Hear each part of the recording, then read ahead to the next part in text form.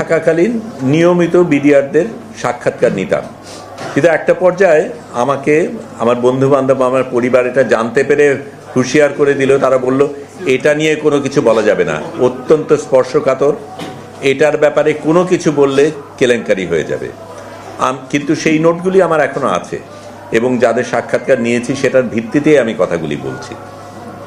এটা পরিষ্কার যে যেই নিপীড়ক সরকারকে আমরা এত কষ্ট করে হটিয়েছি, এই নিপীড়ক সরকার কিন্তু তার ব্যক্তি স্বার্থে, তার দলের স্বার্থে এই জিনিসটা ঘটিয়েছেন এবং আমাদের দেশকে ক্ষতি করার উদ্দেশ্যে, পার্শ্ববর্তী দেশকে সুযোগ দেওয়ার কারণে, তার প্রতিদ্বন্দ্বীদের দুর্বল করার জন্য এবং আমাদের বলিষ্ঠ একটা আর্মি এবং বিডিআর রয়েছে তাদেরকে দুর্বল করার পেছনেই এই চিন্তাটা ছিল। এবং এটা পরিষ্কার কিভাবে কারা করেছে, তাপস করেছে, তখনকার হোম মিনিস্টার যারা ছিলেন তারা করেছেন এবং আমি তারপরে যারা তদন্ত করেছেন তাদেরও সাক্ষাৎকার নিয়েছি। এবং এটা ঠিক, এখন আমি এই কথা বলতে পারছি, তখন বলতে পারতাম না, কিছুদিন আগে 5ই আগস্টের আগে সেই সুযোগ ছিল না, কিন্তু আমার কাছে এটা একেবারে পরিষ্কার।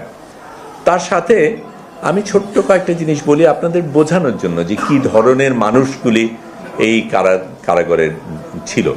আমি প্রথমে সূর্যমুখীতে ছিলাম, তারপরে আমাকে ডিভিশন দেওয়া হয়। ডিভিশনে থাকলে একটা সুবিধা হয়, একটা বিছানা থাকে, একটা মশারি থাকে, মশারির জাল থাকে। আমার মশারির জালটায় অনেক ফুটা ছিল। সেখানে রিস্ক নিয়ে একজন, এবং আমি তার কথা বলতেই পারি, যে রিয়াদ হোসেন চৌধুরী বিডিআর, তার পিতা রশিদ চৌধুরী, থানা জেলা হবিগঞ্জ, 312 নম্বর আসামি, উনি লুকিয়ে নিজের রিস্ক নিয়ে আমার মশারিটা নিয়ে যান, মশারিটা মেরামত করেন, ওটা ধুয়ে আবার দিয়ে দেন আমি যাতে মশার কামড় না খাই। আমি দুধ খেতে পছন্দ করি বলে আমার জন্য দুধ নিয়ে আসেন। আমি এগুলি আমার জন্য করা হয়েছে বলে বলছি না, মানুষটা কীরকম ছিল সেটার কথা বলছি। আবার তার মাধ্যমে তিনি এখনও জেলে, এবং জেলে থাকার কারণে আপনাদের সামনে এই কথাগুলি বলতে পারছেন না। জেলে থাকার কারণে যার তিনি ব্যাটম্যান ছিলেন, মেজর শফিকুল ইসলাম, তার কথা বলতে পারছেন না যে সেই সময় শফিকুল ইসলামের স্ত্রীকে সে নিজের রিস্ক নিয়ে ওখান থেকে পালানোর ব্যবস্থা করে যাতে সে নিরাপদে বাইরে যেতে পারে। এটা একজন ব্যক্তি, রিয়াদ, যাকে আমি চিনি, জানি, দেখেছি, কিন্তু অনেক ব্যক্তি এরকম ছিল বিডিআরের যারা একেবারেই নিরীহ ব্যক্তি, যারা এই একজন নিপীড়ক সরকারের নিপীড়ক মানে একেবারে নির্যাতন করে সারা দেশকে যে অত্যাচার করেছে তার স্বার্থে এতগুলি মানুষ রক্ত দিয়েছে। তারা সত্যিকার অর্থে কোরবানির খাসি, তাদের বলি দেওয়া হয়েছে এই সরকারের স্বার্থে। এবং এখন যেই জিনিসটা হচ্ছে সেটা যদি চলতে থাকে তাহলে এই কোরবানির খাসিদের আমরা রক্ষা করতে পারবো না। আমাদের দায়িত্ব রয়েছে আমাদের ভাই বোনদের প্রতি, যারা আমাদেরকে রক্ষা করেছে তাদের পাশে দাঁড়ানো। এবং সেইখানে আমি ছোট্ট কয়েকটা জিনিস এর সাথে যুক্ত করি, কারণ এটা তো পরিষ্কার যেই জিনিসগুলি হয়েছিল, যেই ষড়যন্ত্রগুলি হয়েছিল, কারা করেছিল, কারা এসেছিল, কাদের সাথে আলাপ হয়েছিল, প্রত্যেকটা জিনিস আমাদের জানা রয়েছে।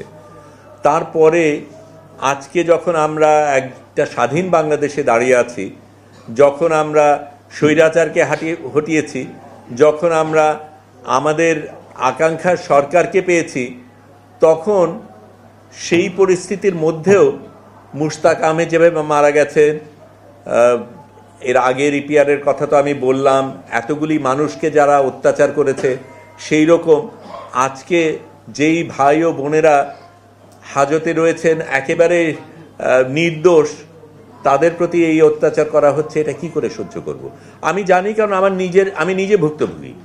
আমি জানি আমার ক্ষেত্রে কি করা হয়েছিল, কিভাবে নিপীড়ন করা হয়েছিল, কিভাবে মিথ্যা কথা বলা হয়েছিল, কিভাবে আদালতে মিথ্যা কথা বলা হয়েছে। এমনকি স্বয়ং জজ নিজেই বলেছেন যে এফআইআরে যেই জিনিসগুলি বলা হচ্ছে তার একটারও কোনো প্রমাণ নেই।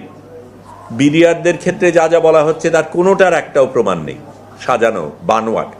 অথচ সেই ভয়টা ছিল, সেই কারণে লোকে কথা বলতে পারিনি।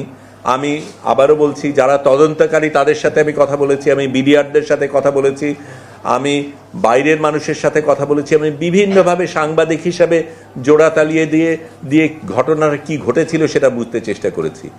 কি কারণে বাইরের গাড়ি সেখানে ঢোকে, কি কারণে কারা অ্যাম্বুলেন্স আসে, কি কারণে কাদের সুযোগ দেওয়া হয়, কি কারণে রহস্যজনকভাবে কাউকে ছেড়ে দেওয়া হয়, কাউকে আটক করা হয়, কি কারণে কাউকে খুন করা হয়, যাতে সত্য তথ্যটা না বেরিয়ে আসে, সেই জিনিসটা আমাদের সকলের কাছে পরিষ্কার। তারপরেও এরকম একটা অন্যায় হতে থাকবে, এটা আমরা হতে দিতে পারি না। আমরা অবশ্যই চাই সুবিচার হোক, আমরা অবশ্যই চাই নতুন কমিশন যেখানে এসেছে সেই কমিশন জোরালোভাবে যা হওয়া উচিত প্রকৃত বিচার করে যেই মানুষগুলিকে, যে নির্দোষ মানুষগুলিকে এখনো হাজতে রাখা হয়েছে, যাদের এতগুলি বছর চলে গেছে, যাদের যৌবন চলে গেছে, তাদের প্রতি আমরা দয়া রাখি, তাদের প্রতি ন্যায় বিচার